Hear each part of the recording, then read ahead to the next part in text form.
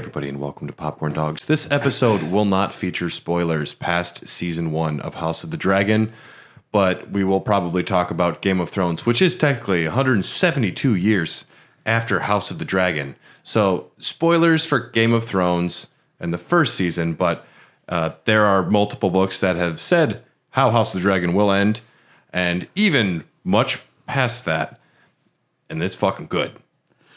I still can't remember how it ends, because I know it's like season 3, episode 4. I know what scene people are referencing when they're like, "Oh yeah, Joffrey talks about how He spoils something." Yeah, I don't remember what it is.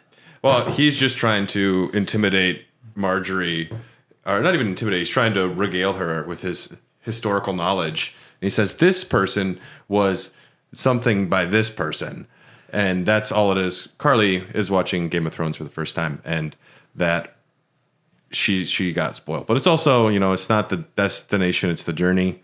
Yeah. And trust me, there is some big fucking shit that's going to happen in the next 3 seasons. I am pumped. We're talking about House of the Dragon. I'm Brad. And I'm Tyler. And we're both nursing hangovers today. So we're cracking open a special beer because I said fuck it. Because I said fuck it. This is a 2020 Bourbon County oatmeal stout aged in bourbon barrels with coffee and maple syrup. Hell yeah. Tyler, what's your experience with George R.R. Martin and the Game of Thrones stuff? I started watching Game of Thrones at season 3. Okay.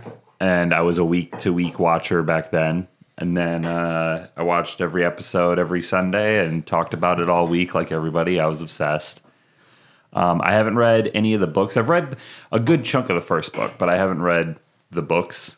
Yeah. And I know nothing about Jon Snow. You know nothing, Jon Snow.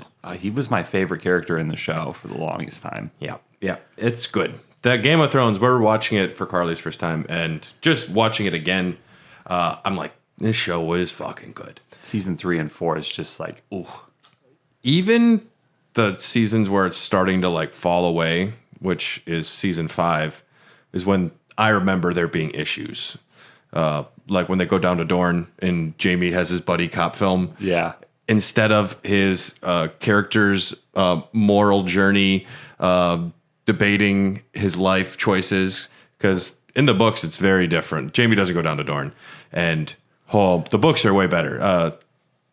So, yeah, I mean, speaking of Game of Thrones, the last season of that show was so bad. It was horrible. It actually just erased it from people, like erased the whole series from people's collective memories for like years. It's incredible to me that you live like in the zeitgeist. Like you're at the forefront of popular culture for, a better part of like a decade, right?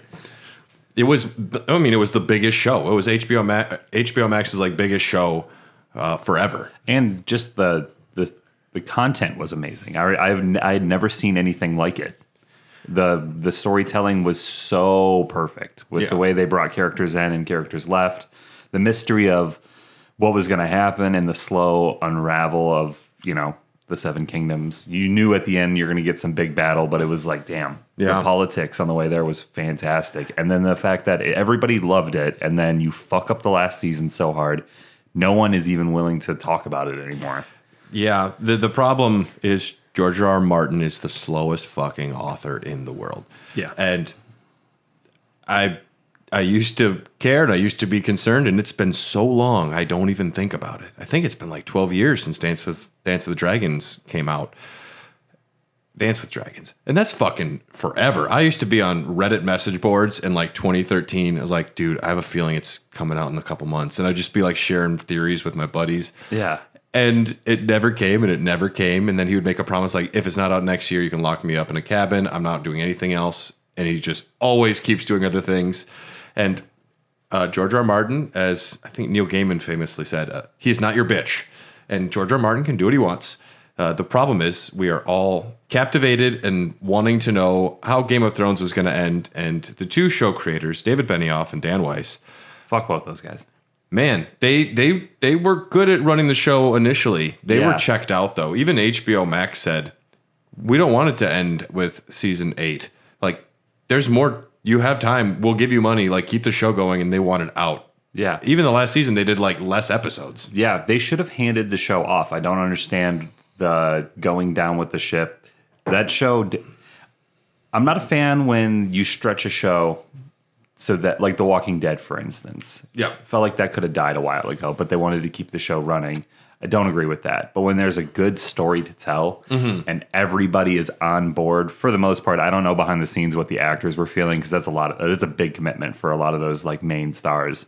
But when most everybody is on board to keep the story going and the story still has story to tell, let it ride. And looking at where Game of Thrones ended, if they would have had 2-3 more full-length seasons to tell that story, it would have been phenomenal. I don't think the story beats were bad. I think it was they didn't take the time or develop it. And I mean, the right, like there was more story written that they skipped, like Jaime in the Riverlands, and they just chose they took. I mean, Game of Thrones is great because it is smart, subversive, a unique take on fantasy where characters, if they feel really well written and well thought out, and it's a rich story. It's a rich story, and the fact that they had more they could have used, and they started like doing cheap what they thought would be popular. They started being the antithesis of what made the show great, and that like. No, Jaime and Bronn should go though to Dorne. That'd be fun. It's like no, that's not his character's arc. You can't. Yeah. And they, man, if you're on Greyjoy was the biggest tragedy because he is the most epic, heavy metal, old gods fucking kill you, rape you, strap his brother to the front of a ship. Like he's a crazy motherfucker, and they made him a dick joke, and it was bad. Yeah, So Game of Thrones was crashed spectacularly so bad that they had a Star Wars trilogy that they were going to be able to make.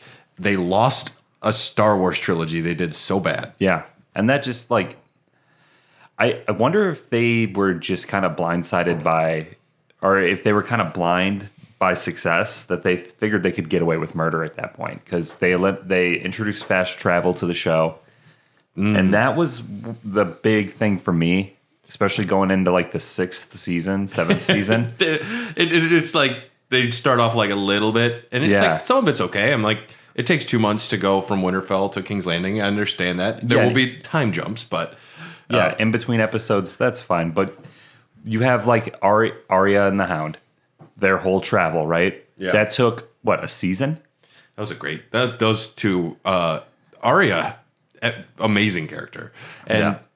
she gets to the House of Black and White, and they kind of ruin that too. Because man, there's so much better things they could have done. I remember when they had like the 8 most popular characters go north of the wall to kidnap a zombie. Yeah. Oh my god. And I was just livid. And then they're like, Gendry, you're the fastest. You need to run to get dragons or something. Yeah, run back to Winterfell or something. I don't know what he did. And Daenerys comes up there like that was just so obviously they thought it would be an easy, fun idea, and it just wasn't logical. Logic went out the window. But yeah, so I've read all the books. I have the cookbook. I have the map books. I have everything associated with A Song of Ice and Fire, which is what it's really called. And when I saw House of the Dragon was coming, my first thought was, you're going to have to do a lot of work to get me back. My first thought was, I'm ready to get hurt again. You were ready for it. I am ready. It's 200 years before Game of Thrones. And so you're not going to have characters you recognize. You'll have names, the Baratheons, Lannisters. You can bet the Winterfell people will be like hard-headed, proud dickheads, probably. And so there's a familiarity that you're going to get. And I remember the casting of Matt Smith as Daemon Targaryen. Seeing Doctor Who with that long white wig, I was like, I don't know. Yeah, I was a little skeptical. Yeah. I was almost the same way, like when I saw Henry Cavill in the first Witcher screen test, where it's a very clear wig and he just like takes a swig of a potion. Yeah. And I was like, I don't know, that wig, it looks weird. Yeah. Love the show though. He turned out to be an excellent casting. Yeah. Because who knew Doctor Who can actually act? Well, he's great as Doctor Who, but the thing that House of the Dragon does, it is created by George R. R. Martin and Ryan Condal. Ryan was, I believe, also associated with the previous show, but I'm sure that there was a lot of agreements that we're not going to fuck up the writing. We're going to stick to the books because clearly the books are working. And they even start doing like a major time jump at the beginning and setting up the issue is Targaryen. I mean, it's royal lineage is really what's at the heart of almost all the problems in Game of Thrones. Mm-hmm. You play the Game of Thrones, and you know you're probably going to commit incest and kill someone. Is what's going to happen. You can expect it. You can expect it, and this show is no different. Incest is bad unless it's like, well, Rhaenyra and Daemon. We like those two. That's cute.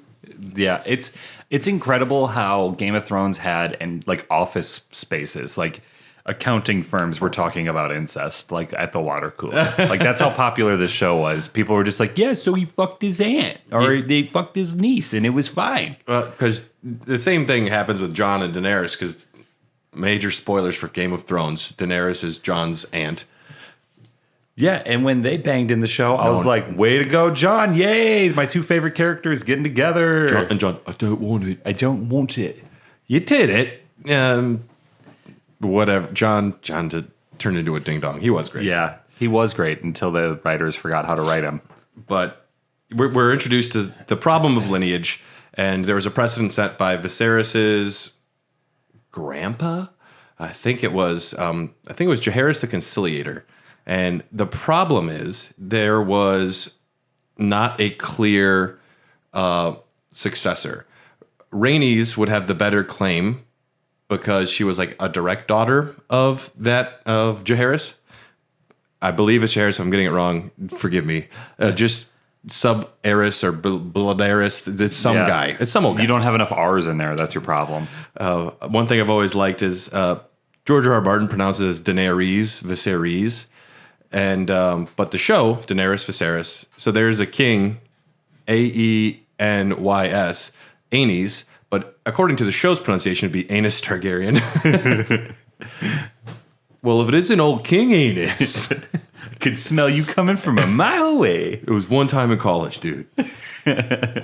But yeah, and Viserys, though, he is like a grandson of like a third child or something. He had less of a that's establishing how claims would be handled, who would be next in line, succession. The only reason he's up there is because he is a male born within throwing distance in the family tree. For some reason, men are just threatened. They're like, if we don't follow the rule that men are in charge, we are all gonna die. Yeah, and it's like women can handle it, I think. And the women in this show, they do handle it. I feel like they are both pretty bad bitches. Yeah, and Rhaenys, from what we see of her, would have been great. She handles herself very well, and she knows how to tactfully navigate many situations. I thought Rhaenys was really well done. So Viserys is our boy, Paddy Considine. I know him mostly from Edgar Wright projects like Hot Fuzz. Yeah. Yep.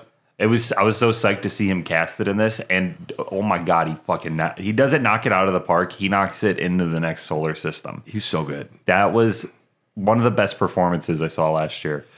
Something that this show does different than Game of Thrones is Game of Thrones is written from character perspectives, and it's done like you're on the journey with Arya for a chapter. You're in her mind. The way that House of the Dragon, which is actually derived from like 3 or 4 different books, but they're all like history books. So it's King Viserys was offered the hand of this person. He chose not to. They don't go into like a lot of the moments. It just says something big happened there, and we don't know why. Larys Clubfoot might have been involved, and they're very vague. But what the show can do is flesh them out. Viserys is a little bit more of a ding dong in the books, in that, I mean, the reason that the war, the dance of the dragons, is I believe what the war is ultimately going to be called, but the reason that it all happens is because Viserys is super wishy-washy, and he's like, Rhaenyra's got it, and he doesn't like put his foot down and just handle situations properly, because he'd rather just have everyone get along instead of make a tough decision. And he makes a lot of bad decisions, but what Paddy is able to bring to the role is humanity, and you want him to succeed so much because he's just a good dude who just wants the best for his family. Yeah, and I feel like what really like came out of his performance was exactly what you said. He's a good dude who wants the best for his family, but he's not a good king.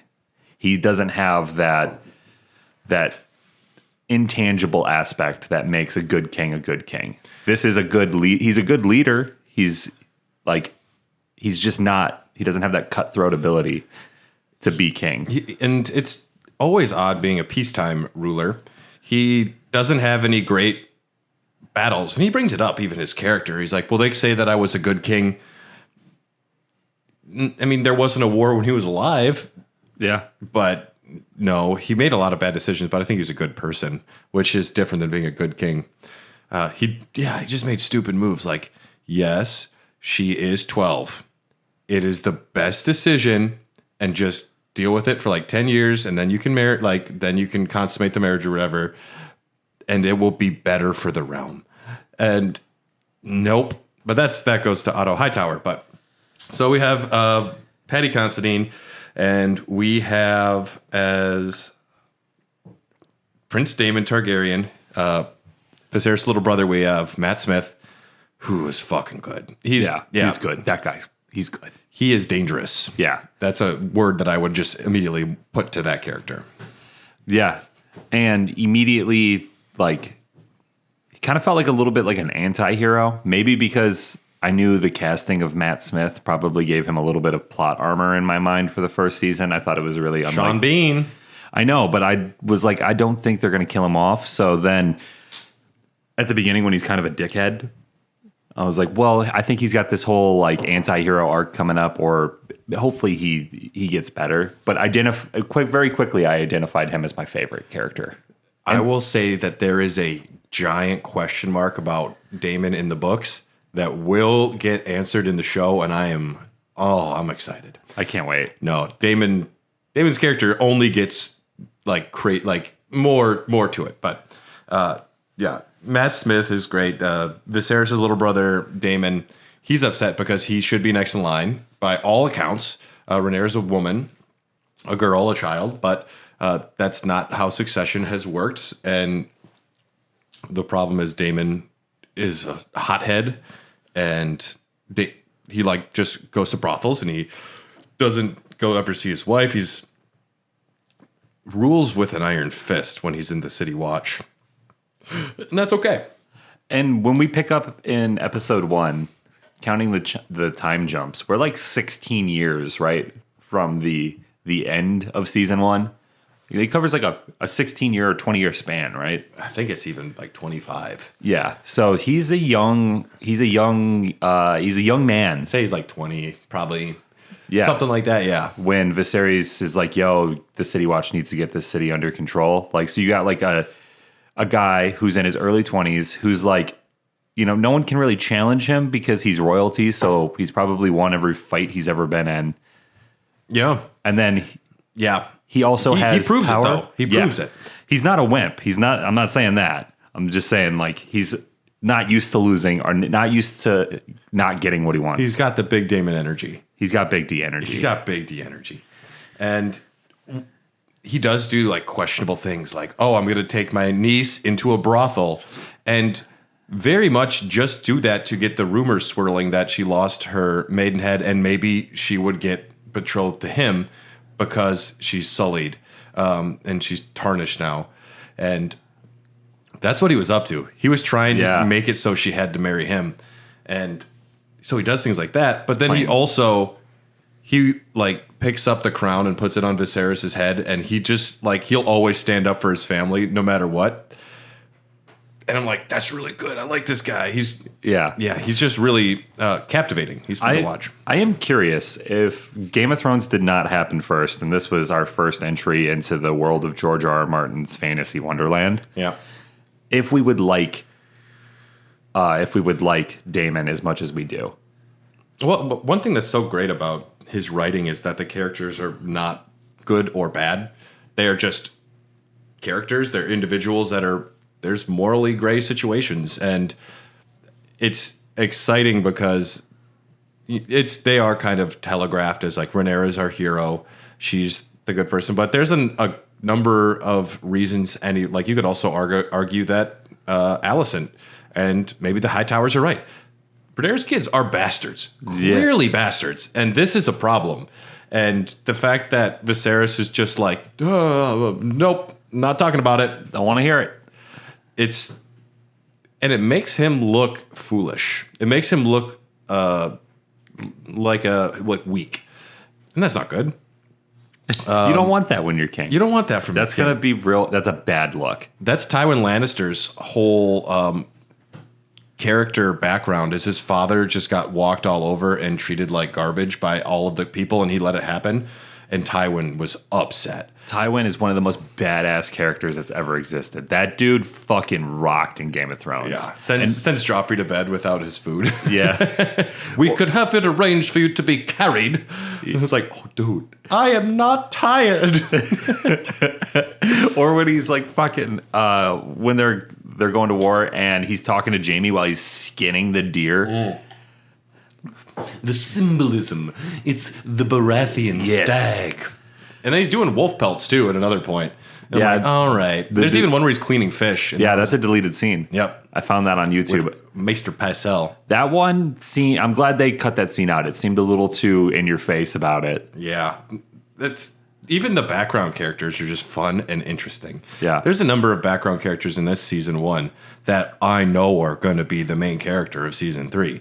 And there's just one shot of this one person in this one place, and I was like, that's the person. Uh-oh. Yep. It's so good. Our Rhaenyra Targaryen, played by 2 actresses, both phenomenal. If anything, I think the major crime of the time jump is Millie Alcock was a really awesome young Rhaenyra. Yep. And so is Emma Darcy, however you want to say her name. And she's phenomenal as the old one. But there was a number of younger actors that I was like, that's a shame. I could have had more time with that actress. Yeah. I've never been a huge fan of multiple time jumps or just time jumps and for that matter, because I usually like if I like the performer, it's sad to see him go. Mm-hmm. But they did a really good job, especially with Alicent and Rhaenyra, to cast somebody that literally looks like you just casted like their older sibling. Mm-hmm. They nailed that shit. That is incredible to me that they found not only 4 really good actresses, but 4 really good actresses that they could actually make look feasible for the show. Because it's always weird when you have a character change and it's like, oh yeah, this was me 10 years ago. And it's like, that is not, there's no way. It's just like, oh, but Matt Smith, he's fine. We're going to keep Matt Smith. Yeah. And he doesn't age. There's no indication of those 20 years. His hair's already gray, but there's no wrinkles. There's no nothing. The man is a vampire. The only thing that was inaccurate about the portrayal of the Targaryens is they should have purple eyes. In the books, they do have purple eyes. That would have been so much more. Well, they tried that with Daenerys. It would have been distracting, and it's the same. Like they also originally had Daenerys's eyebrows bleached white. Yeah, and they're like, we need to see those caterpillars moving. Yeah. Oh yeah, when her face is that expressive. Damn, that was good. She does all of her acting with her eyebrows. Yeah. They actually talked, I think I saw an interview with Emilia Clarke who was like, yeah, we tried the contacts and the purple ones in a screen test and they just hurt the fuck out of her eyes. So they were like, fuck it. Yeah. Meanwhile, you have John Rhys-Davies playing Gimli and his skin is getting ripped off because he's allergic to the latex. And he had giant things around his face that were just his skin ripped off for the couple years they were filming Lord of the Rings. Oh my God, I didn't know that. And that's why he like didn't like to go out with the cast often, because he was embarrassed by it. Yeah, there's a lot That's so sad. It's also just like Gimli's even more badass. Yeah. But so we have those two playing Rhaenyra. Rhaenyra is our hero, not specifically, but pretty much. She's one of the main characters anyways. And she is next in line at the end of the first episode. She is selected because Daemon's crazy and there's no male heir. And the first episode goes into some hardcore childbirth, and it's insane. Yeah.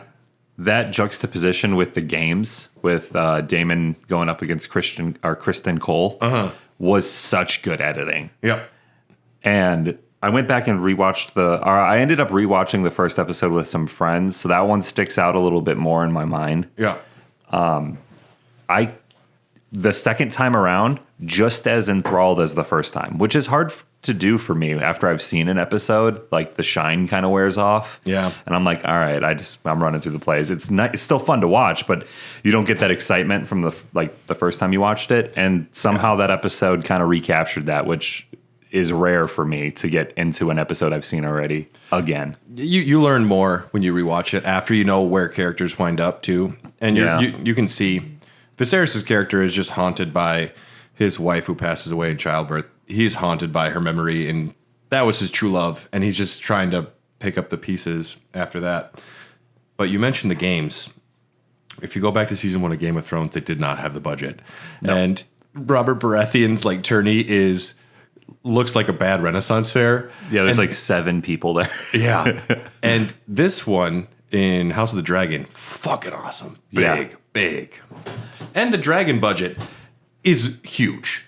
Well, yeah, and it's like HBO, when they're on, they are fucking on. They're on right now. Yeah, they are switched on. Yeah. They could not between White Lotus, The Last of Us, and House of Dragon, they are just on all fronts knocking it out of the park. Mm-hmm. And then James Gunn has announced multiple TV shows that are coming to HBO Max, including Green Lantern done in the style of like True Detective is what he said. Hell yeah. And I was like, okay, I'm in. And we're going to probably get more Peacemaker.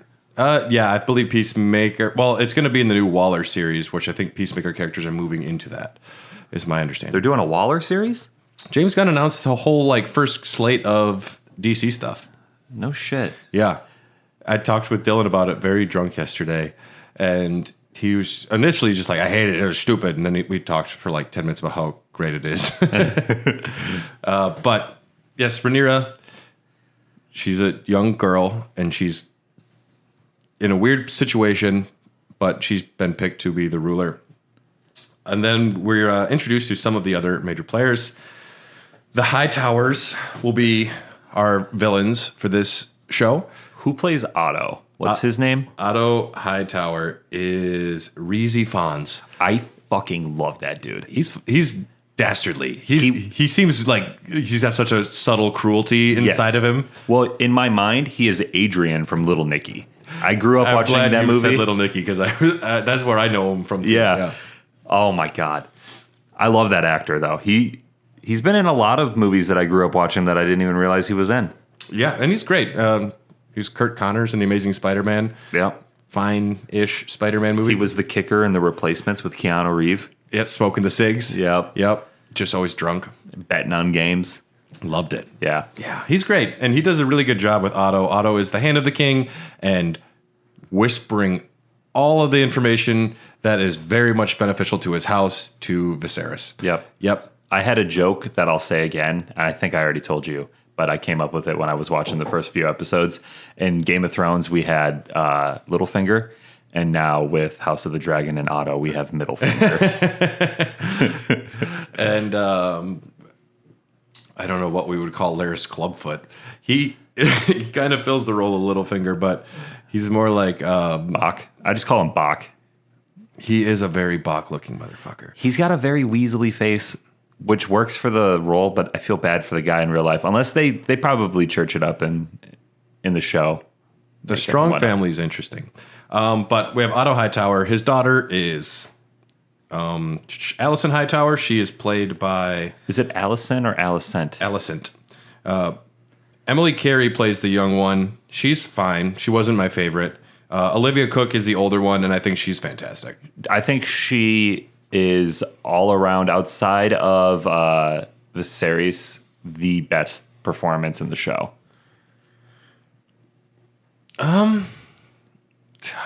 That's a tall order. She's killing. She killed it at the end of the. She does kill it, but there's so many people that are killing it. I just really enjoy her performance. Yeah. It's not to discredit any of the other performers, but she is just on another level in my book. Part of that is always, what are you given to work with?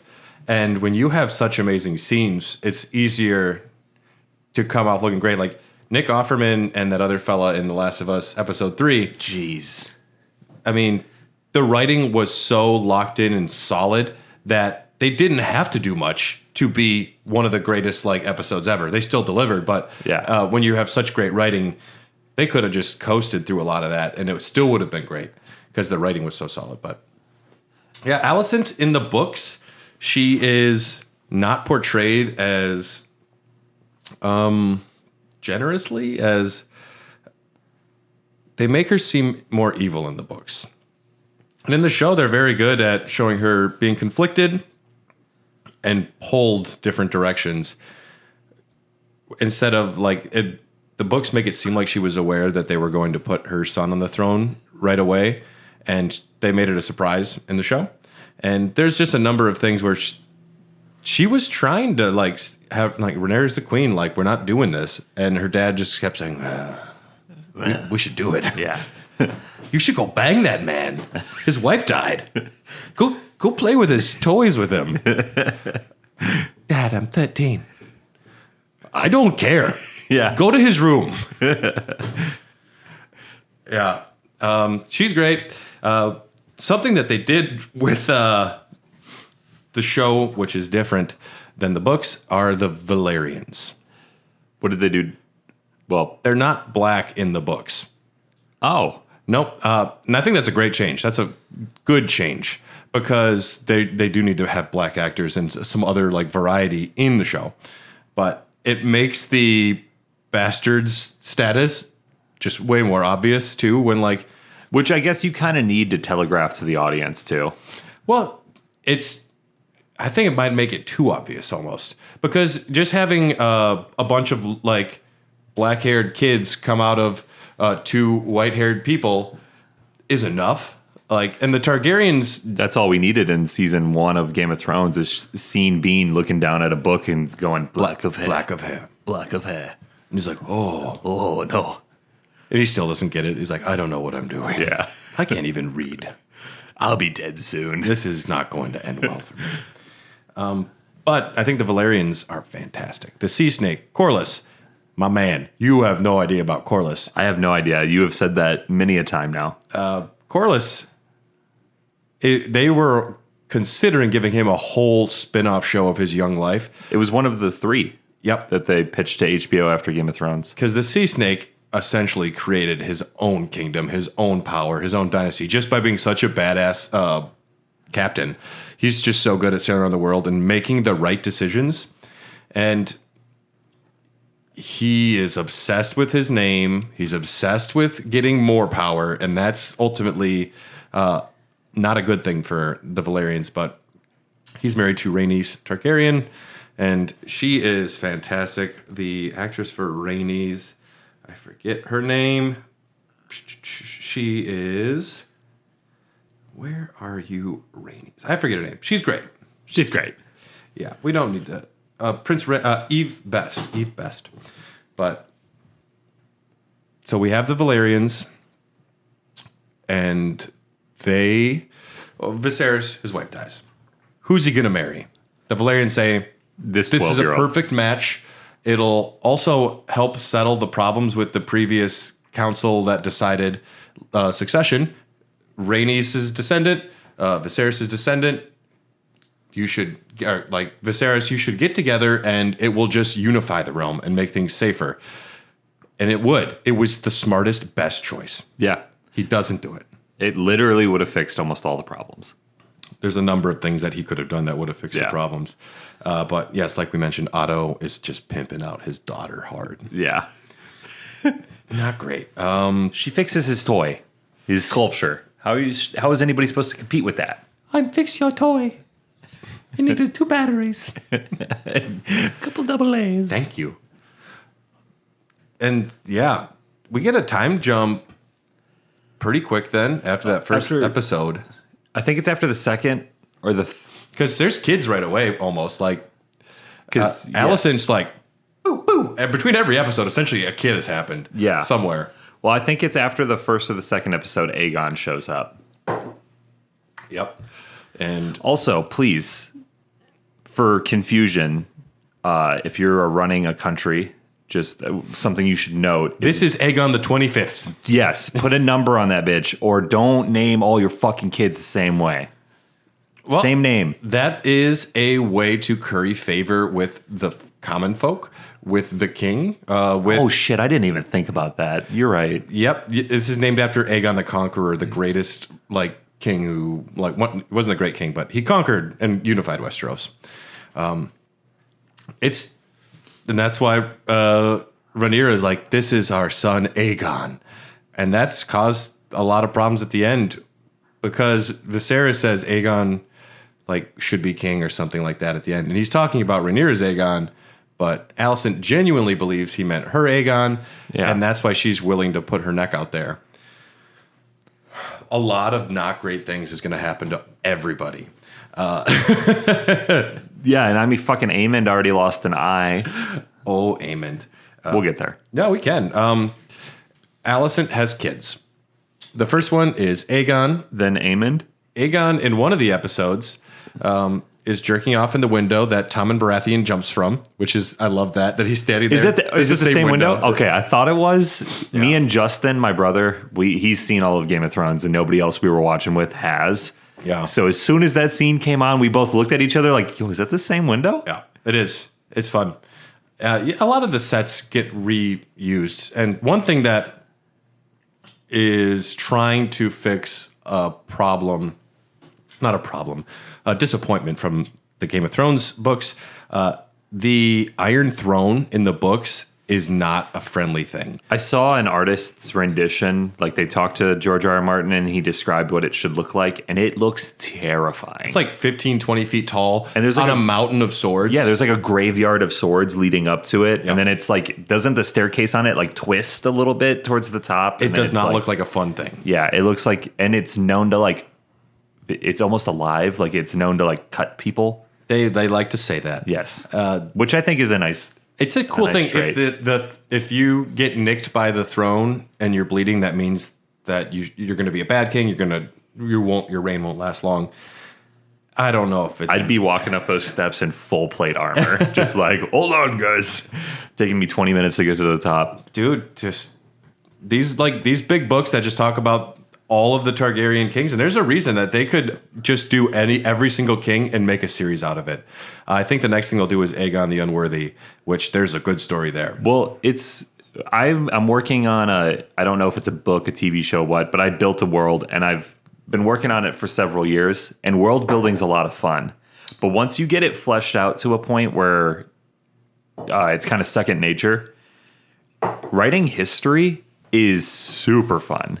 Because you don't have to do a lot of the legwork of... It's already done. Yeah. And you can make little callbacks. I can say something big happened in this year or to this guy. Mm-hmm. And you use that as a benchmark. And then you just write to it. And you can come up with little side stories and little cool shit that happens to people. And because you're writing the history of the world, you don't have to go into descriptive detail like a novel would. It's just this guy was king for this many years and he killed this guy and there was a big war. This street is called...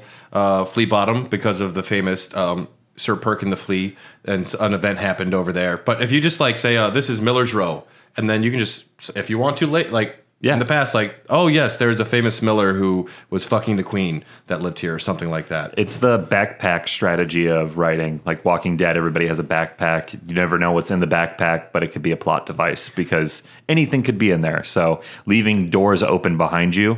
Yeah, as long as the best way to... As long as you're eventually going somewhere or closing those doors. I just thought of Lost and about how it just fucking...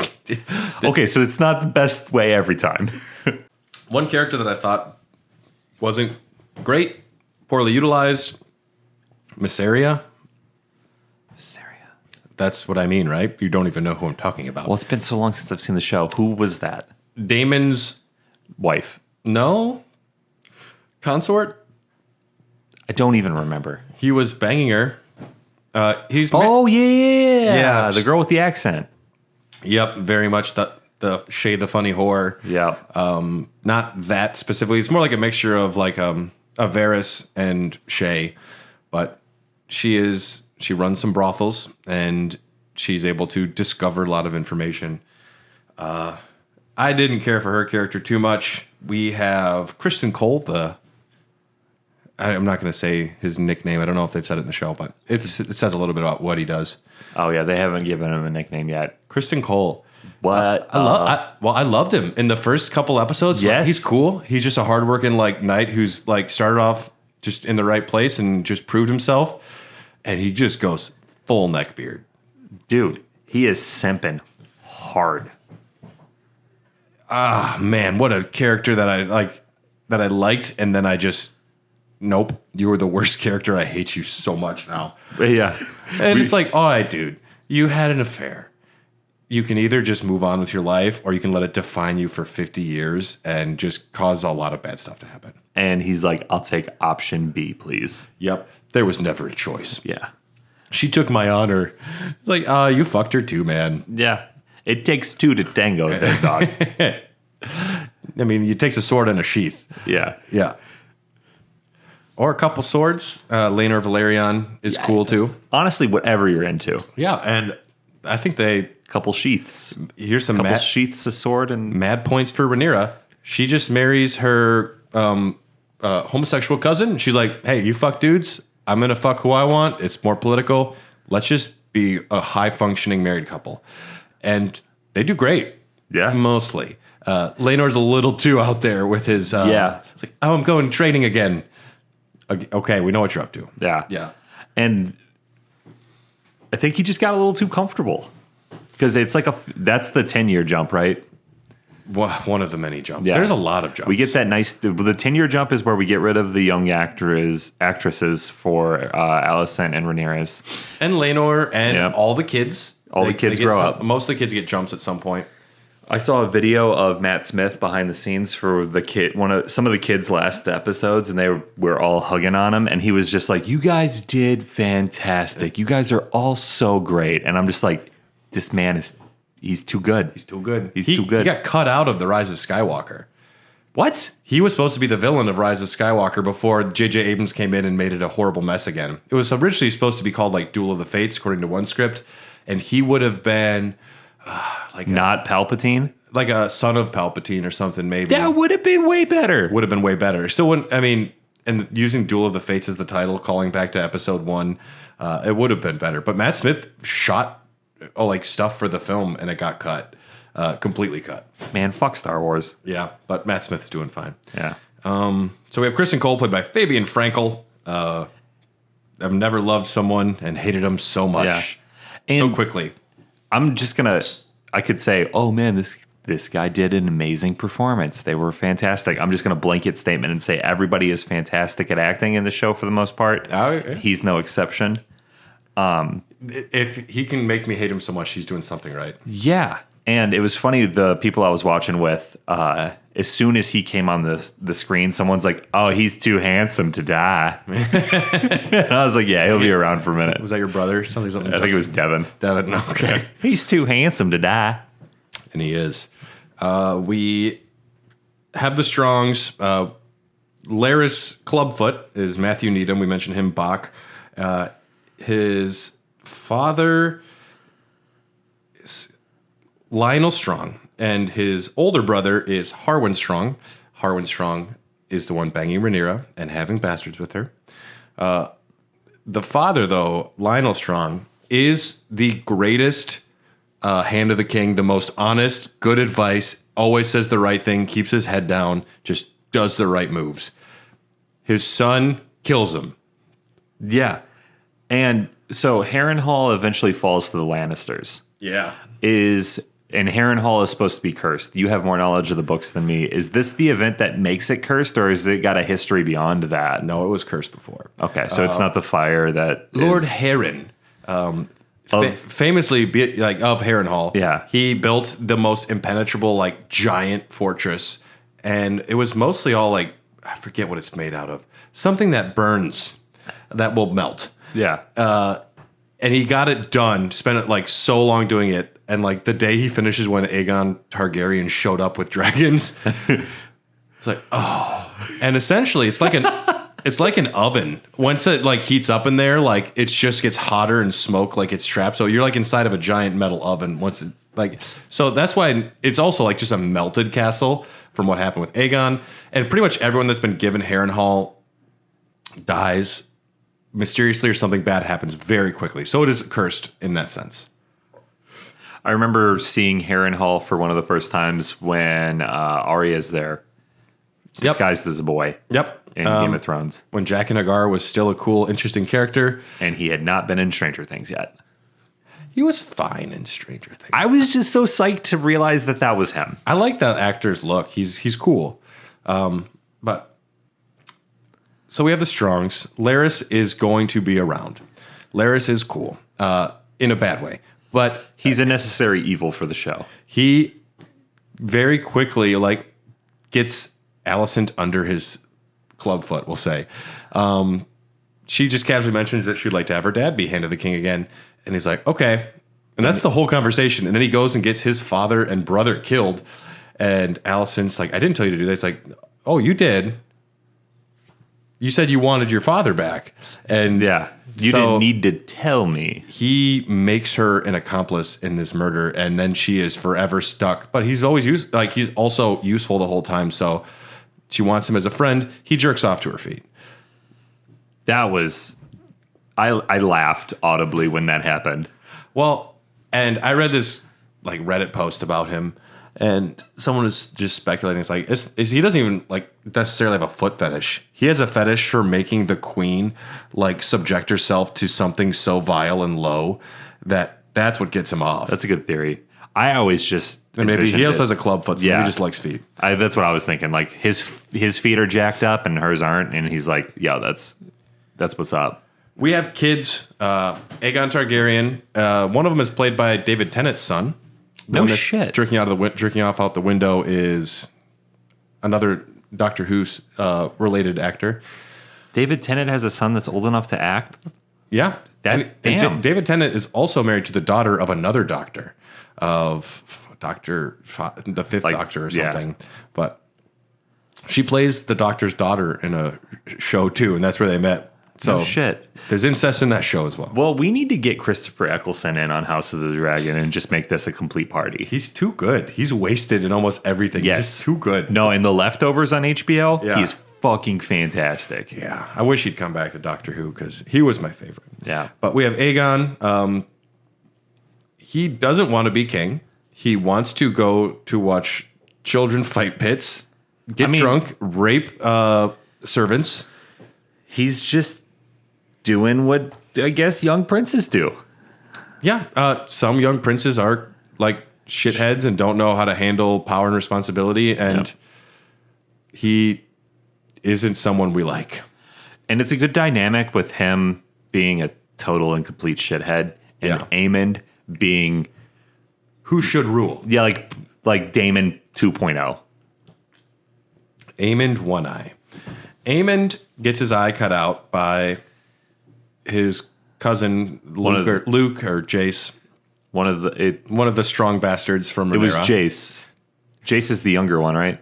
I think it's maybe the younger one. The middle one. No, you're right. It's the one with the L. Lucerys. Luke. Yeah, because Jace is the older one. Because Jace is the older one. But when Daemon's future wife dies because she Dracarys herself, because she was going to die from childbirth, one of the oldest, largest dragons in the show is up for grabs. And the way it works with dragons, you just get them if you're good. Like, you're lucky. You have to be in the right place at the right time, but you're not like like dictated, like, this is your dragon. You're given a dragon egg at birth, and hopefully you bond with it, and that usually helps. But otherwise, if there's a dragon around and you have Targaryen blood, you might get it, that might kill you. Yeah, who knows? And this kid, and one of the reasons, like, all right, I'm on Team Aemond at least a little bit. Yeah. This kid goes up and he just goes to the biggest dragon in Westeros and he rides it. Big Aemond energy. Big A energy. Yeah, big A energy there. But he loses an eye. Which only makes him more badass because now he's got an eye patch. He doesn't have depth perception. But he's got a cool sapphire He'll eye. never play Resident Evil 7 in VR. And that's a bummer. And that's a bummer. I mean, that sucks for you, dog. Yeah. No, he quickly became like towards the end of the season run, he quickly became one of my favorite characters because he is just so completely and utterly badass. Ewan Mitchell plays him. Aemond is a shit starter. Yes, he likes to stir the pot. He makes moves, he stirs the pot, and he's very much Daemon. Daemon believes he should be king, but he also is loyal to his brother and would never harm his own family. He would never physically hurt Viserys. Was like, I am loyal to a fault. I will also, he says, like, only I can talk shit about my brother. Yeah. When someone else tries to do it, he's like, don't do that. You don't get to talk shit about my brother. That scene is at the dinner scene where Viserys has the gold mask on and they all pretend to get along. That moment that Daemon and Aemond share, where he calls Rhaenyra's kids strong or something like that. Such strong boys. Yeah, and What a good insult. Daemon just kind of looks at him like, I got my fucking eye on you. He's also like, Props. he's like, I see what's up. Yeah, but I admire you, but you were on the wrong side of me. yeah. Yeah, they stand toe to toe, and So Aemon's intimidated, but he also doesn't back down. And also, that's the kind of reaction I think he's that he wants to evoke. Yeah. I think he wants to be noticed in that way by Daemon or by somebody higher up the ladder. But here's what I want as somebody who doesn't know what's about to happen. Okay. And I'm going to just speak Game of Thrones for a second. What I wanted in Game of Thrones, and it didn't happen, and it keeps me up at night sometimes, is I did not get Jon Snow versus the Night King. How are you going to have the episode Hard Home and not have those two fuckers fight? That pisses me off. There's a lot of problems with that last season. In that show, All right, let's send out the Dothraki first to go up against the zombie warriors out in the dark. You just wait. They're coming for you. Yeah. Fortify. Don't give them a whole set of Dothraki screamers to turn to zombies immediately. Yes. Sorry, I'm getting upset. Yeah, we could get off on a million tangents, but that's what I wanted the most out of season 1, especially after the episode Hard Home, which is fantastic. Yeah, I do like that This in House of the Dragon, Yeah. I want an Daemon battle because it's got to happen eventually. If that's any foreshadowing and they stay on the same sides that they're on, they're gonna come to blows. You know nothing. I know. I probably am wrong, but right now, dude, that's what I want. When I was reading this back way before the show, I was like, this would make the best show ever because there are so many moments that my mouth was on the floor. It's like, this is the craziest shit I've ever seen or the coolest concept. The dragon seeds. You're going to lose it. You're going to fucking lose it. The dragon seats? I won't say anything else. Oh, wow. But very exciting. Aemond does get himself into some hot water.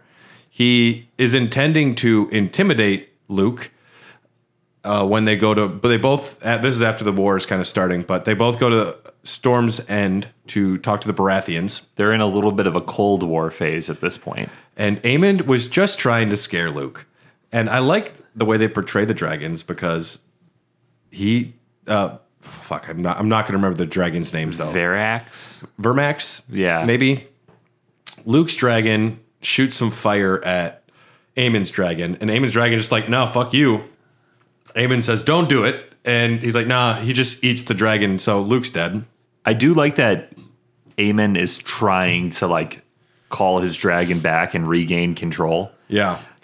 Because you realize like, all right, they're not in total control. Nope. Of these dragons. Like the dragons definitely have a will of their own. And that's something that I feel like watching Game of Thrones and talking about dragon riders, and especially the way that like Jon and Daenerys will interact with the dragons in Game of Thrones, it seems like they can just control them. And it's refreshing to see that they have like a mind of their own. They don't in Game of Thrones, but they also don't make a good enough plot point out of it because Daenerys loses her dragons in Meereen for a while. Yeah. Oh yeah, that weird plot point. Well, she locks two of them up, and then Drogon just fucks off. I hate that. And then you have the lady with the fucking bedazzled mask that I never knew what the fuck she was doing. Quaithe, whatever. So she must be something in the book. I hope so, because if she wasn't in the show. Oh.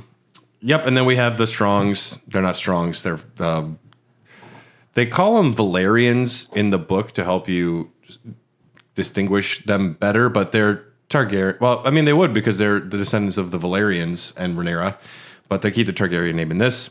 So it is Luke and Jacaerys and Joffrey, because one of the great moments of the show is Rhaenyra's wedding to Laenor, Valerian, and Laenor's boyfriend, forget his name, just goes up and talks shit to Kristen about what happened, and Kristen loses his fucking mind. And this is one of my first major complaints on the show.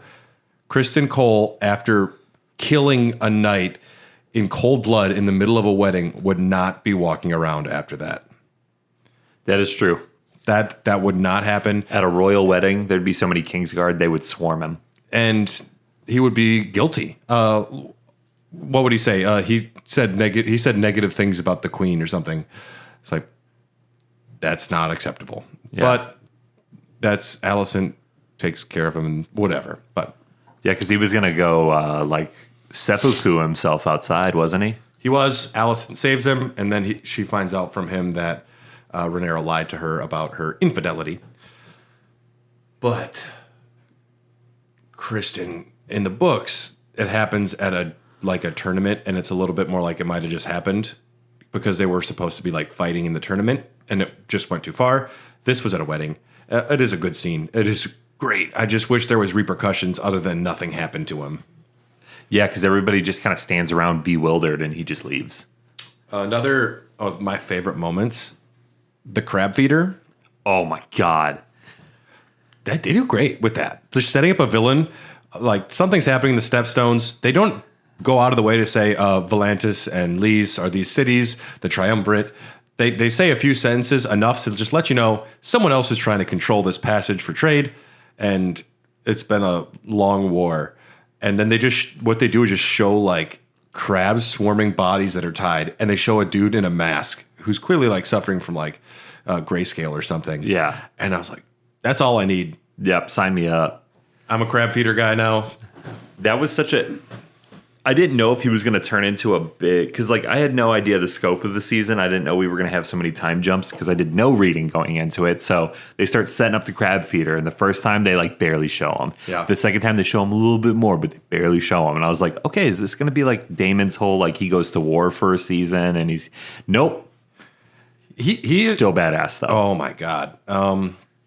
Because he gets a message saying Viserys is sending help to end this conflict for you, and Daemon's like, I'm not sharing the victory. Yeah, doesn't he beat the shit out of the messenger? Beats the shit out of the messenger.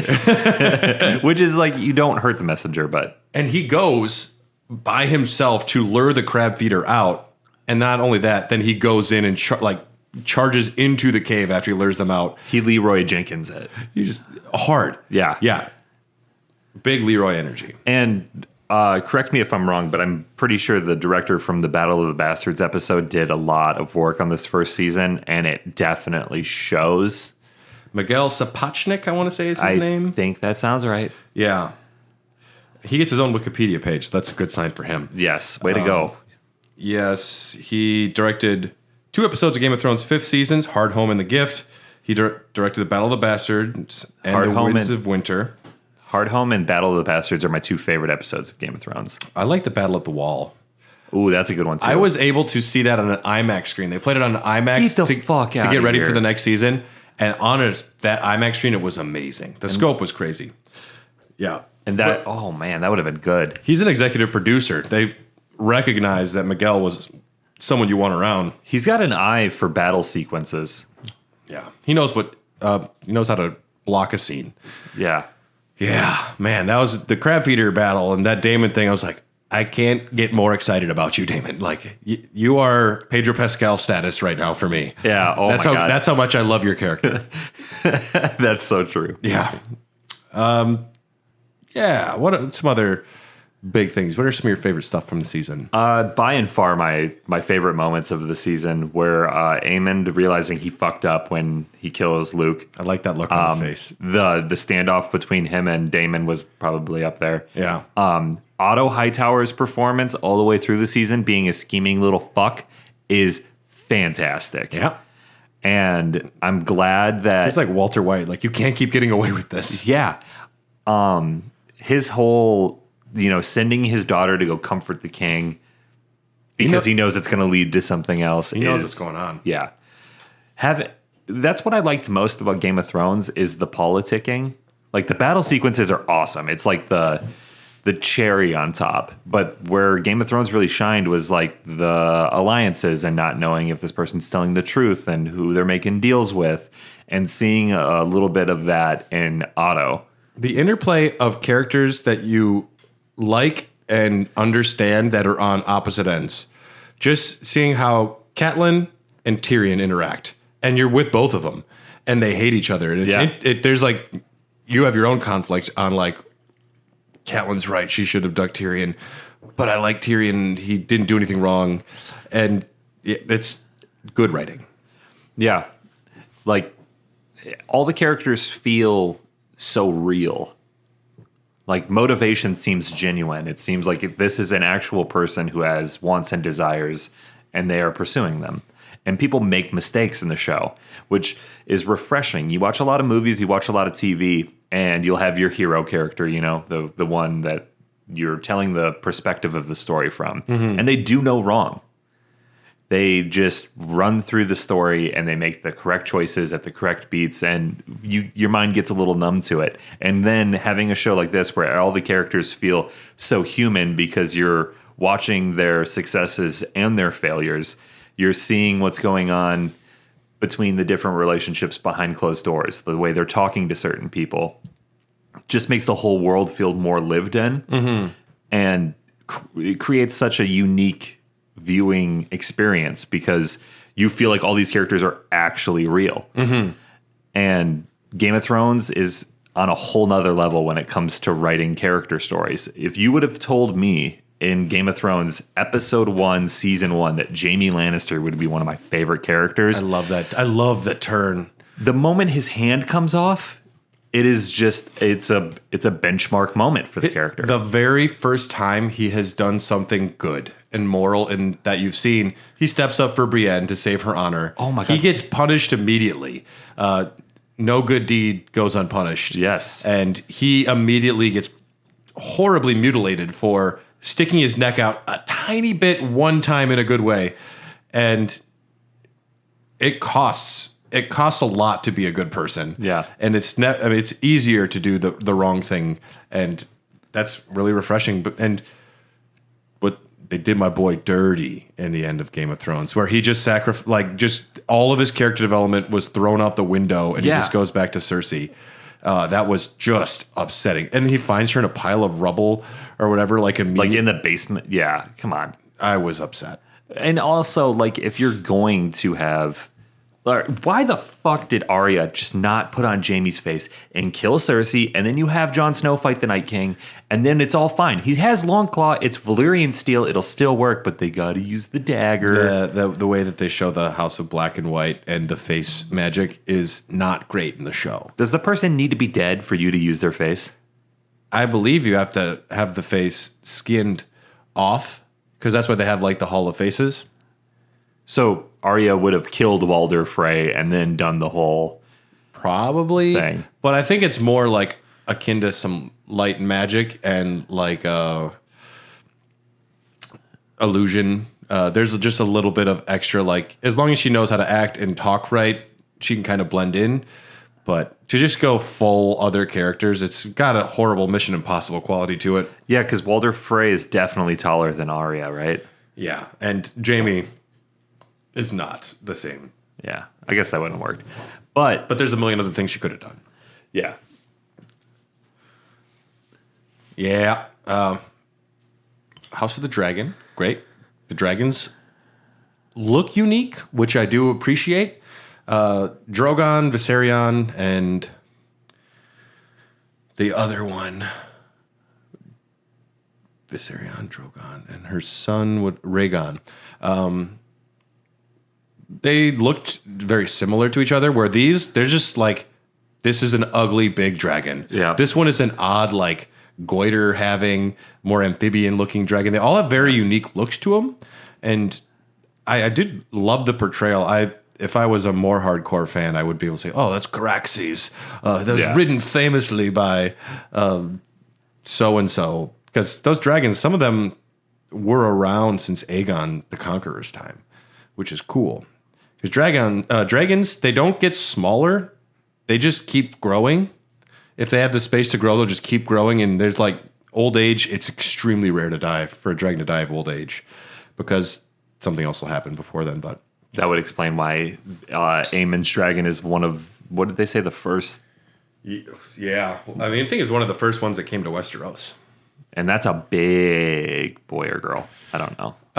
Genderless, gender fluid dragons. If they need to be female for like purposes, like they can kind of alter their roles a little bit. Really? Is that canon? Kind of like Matthew Broderick's Godzilla. Yeah, I think that they can kind of have hermaphroditic qualities and just kind of be what they need to be. They don't explain it too much, but that is what you're led to believe in the books.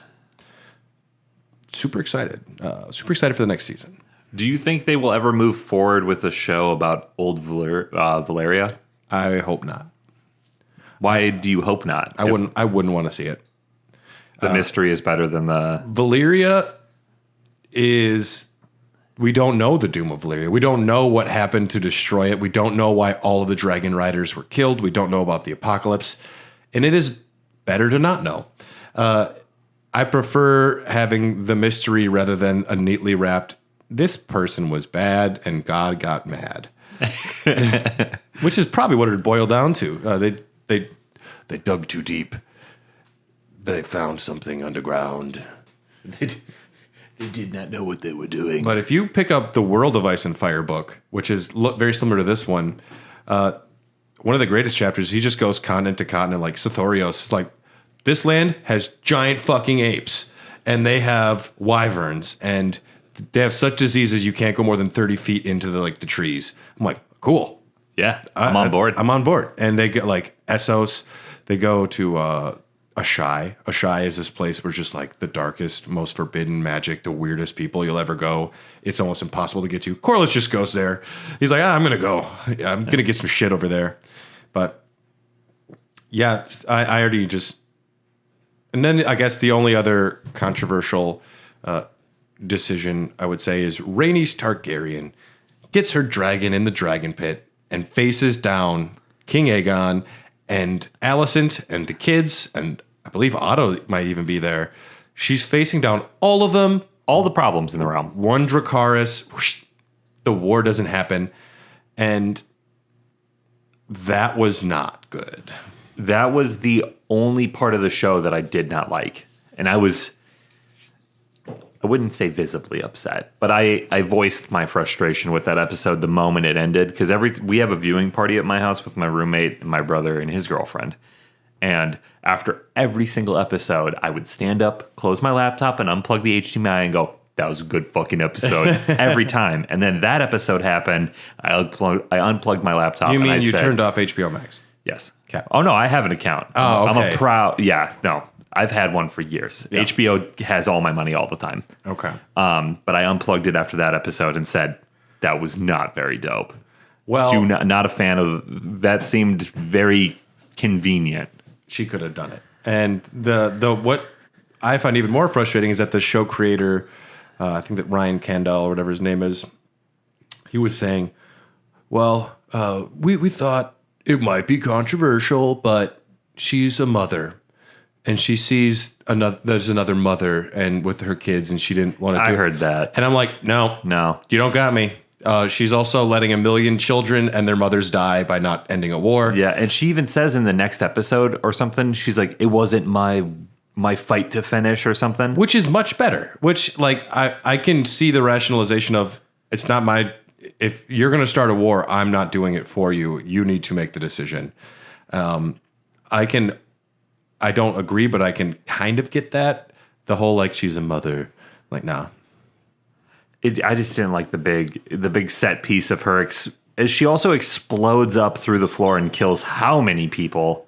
And then she's concerned about the mother up there who also held her captive until she pledged allegiance. Like, come on. Dude, the dragon pit in like season 3 or 4. Look out, dude. Dude, I am so psyched for this show to keep going. Yeah. The only problem is we probably won't get a season until next year. It'll be a while. I also didn't like that they reused the same theme song. They should have came up with another banger. But also, it is making people like Game of Thrones again. And same reason that they use Aegon as a name so many times. It's like, we're using the same theme again, so you feel better about Game of Thrones. Yep. Also, don't let them trick you. Don't like Game of Thrones again. They hurt you. It's like an abusive ex. You don't have to go back to that show. I have loved it. Rewatching it, we're almost at the end of season 5. There are definitely the holes still, but season 6 is when Cersei blows up the Sept of Baelor, correct? Yeah, I think so. And you have that awesome scene with like the song, the guy crawling. Yeah, fantastic. You've said you don't like season 6. Or you feel like it's starting to deviate from the books too much? They do characters dirty. And which characters do you think they did dirty? Because season 6, in my opinion, was Sansa, fantastic. Sansa, Arya, Littlefinger, Bran, Jojen, Mira, Jaime has been done dirty. Yeah, Jaime was starting to get done dirty. Lady Stoneheart. It doesn't exist. Correct. The guy... Melisandre. Stannis Baratheon. Stannis got done so dirty. Oh, my God. Brienne of Tarth. Damn. I mean, even if you go back to like Robb Stark in season 2, I don't want to watch most of it because none of that happens in the books. And just having Robb have like a really like bad romance thing happening. You didn't like the rom-com in the middle of season 2? Oh. We could have been watching epic battles. How am I supposed to plan a war when your butt's out? I'm like, great. Good job, Robb. Yeah. Yep. Fucking knocked it out the park, dog. Nailed it. Yeah. I'm from Valentis. He bangs Lannister Bannerman doctor lady in the books and said they just make her this traveling doctor from Valentis. And it's like, no, she's a Westerling. And I don't know. Bran's character was just not handled well. The Children of the Forest just throwing little like grenades. Yeah. So dumb. The Brynden Rivers, the three-eyed raven, was a mess. A horrible mess. In the books, the tree has grown through him, like out of his eye. He is part of a tree. And instead they just like, I'm an old man hiding behind these roots. It's horrible.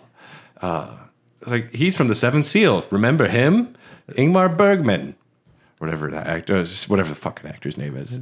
From that Bergman film.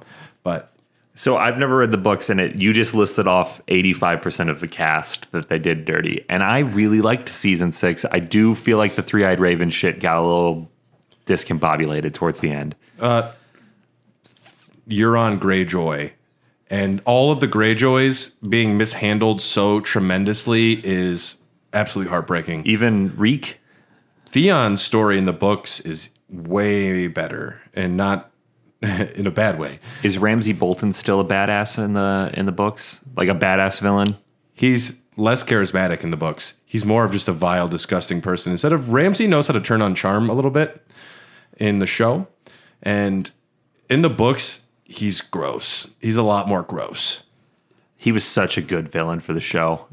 Well, and then they do stupid things like Yara Greyjoy, who they changed to Asha in the show. Yeah. She's like, I'm taking my best men, and we're going to go save Theon. They sail around the continent, around Dorne, all the way around to go up the other end. It'd be like going from New York, going around South America to get to LA. That's dumb. And she gets there, she goes in, runs into Ramsay once, not wearing armor, bare shirt with 2 knives. She's like, we're done. We're leaving. And I was like, you just went around the continent and you got scared by one dude with a shirt off. You didn't see, though, there was the skull next to his health bar above his head. It had a yellow health bar. So there's like at least 2 health bars there. Yeah. She was like, shit, I'm not leveled up enough. Time to turn around and do some side quests. And it's like, they clearly didn't know where they were going. They set up as potentially she's going to have somewhat of a story, and they don't do anything with it. Something I really did like in season 6 was Cersei and the religious people, the Sparrow, the High Sparrow. Yeah, and, that was done very well, I thought. That old dude that plays the High Sparrow, is a fucking G. Yeah, I've seen him in a couple movies. I don't know his name, but he always is so good. He's very good. And the Hound, I think, was handled well in season 6. Like that Ian McShane, where he's like, we've given up on war here. We're brothers. And that was great. But when they have the Hound have a boss battle with the Mountain, Dr. Frankenstein. You didn't like the Clegane Bowl? Clegane Bowl is a fine concept. And I think it is something that is built up and teased at. But the way that it is delivered was so bad. How they just like in the distance fall off the tower like, It's like, no. That's just so not who the Hound was. I don't know. It's like we taking up 5 seasons of character development and just like, goodbye, we don't need it.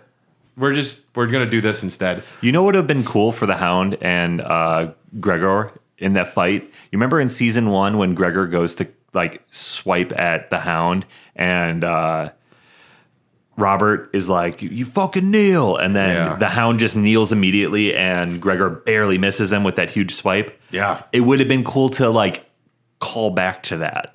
Have that be the killing blow. Mm-hmm. Like the tables are reversed. Like that would have been a nice bookend for the Cleganes. That would have been nice. They didn't do it. That would have been really... That's how I always thought it was going to go. And then when I got what I got, I was like, meh. I thought the first Mountain in season 1 was the best. You didn't like the World's Strongest Man? Half-Thor Bjornsson. What a name. He is half Thor. What a name. And he's big. He's got the size. But what he doesn't have is that unbridled anger that the first guy did. Just like yell sword. You can just tell the guy has got... And what's up with the Mountain is he has such insane headaches all the time that he has to constantly drink milk with a poppy. So he's essentially like drinking morphine like all the time to deal with his intense... I did not know that. He has so much like pain that he has to deal with all the time that he's just always angry. Something's wrong with his head. And that's why he is just can't handle himself. And the season 1 guy, you can just tell he's just like constantly on the brink. And Halfthor Bjornsson is just like, he looks too friendly because he is a nice guy. And don't forget season 2 at a different Mountain as well, who was just the tallest, skinniest person in the world. Yeah, that's right. Yep. Yeah. Some characters from House of the Dragon will have some very cool stories coming forward. I'm excited for next season to see more of the Lannisters. We're going to see some Starks. We're going to hopefully we'll see some Aarons from the Eyrie. The Moon Door. From the Moon Door. Make him fly. You really piqued my interest with saying that there was one scene where you saw a background character and you were like, oh, that's the person. Oh, and it's just a throwaway shot too. I am so curious. Ever since you said that, I've been like trying to recall scenes in my brain. Is it the wedding scene? Well, there's an interesting thing that goes on now. There are a finite number of dragons. There's a certain number of dragons. Rhaenyra has more dragons. Yep. But like if you have Targaryen blood, you could potentially ride a dragon if you can get a dragon. Like one of the twins, the girl twins of the Valerians, Daemon's girls, one of them doesn't have a dragon yet. And eventually it's like, we need to make sure, I won't say anymore, but could you feasibly ride a dragon if you had a bottle of Targaryen blood attached to your belt? That's the kind of thing that'll get you killed. By a dragon? Yeah. There's a great story about, there's one knight who believed that he, like, walked forward with a giant mirror. He's like, the dragon won't see me. And he died.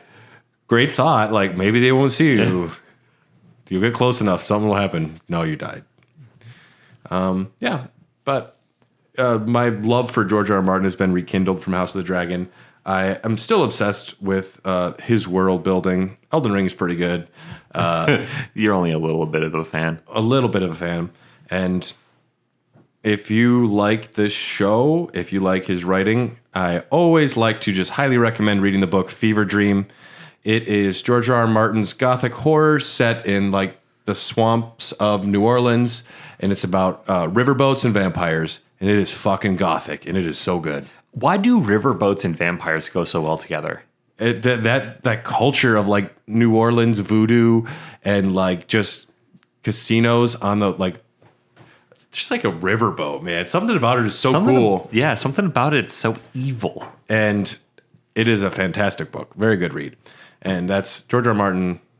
He has written a lot of other books. Some of them are great. Some of his early stuff, skip Armageddon Rag. I didn't like it that much, but before we call this a day on the cast, I want to get your thoughts. How do you feel about the Jon Snow alleged spinoff at HBO? It's been canceled, is my understanding.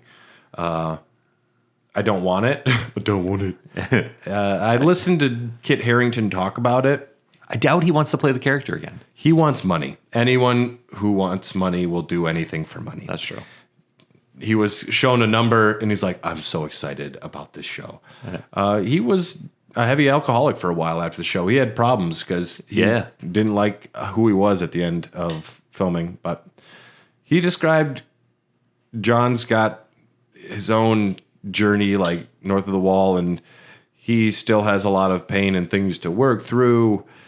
He killed the only woman he's ever loved. He's not the Lord Commander anymore. He's just going to be a member of the Night's Watch. And I'm like, okay, that sounds like a nice movie. Do an El Camino hour-and-a-half movie. Yeah, I'm down with that. I'm like, maybe. I still don't want it. But like, if you're going to do it, do a movie.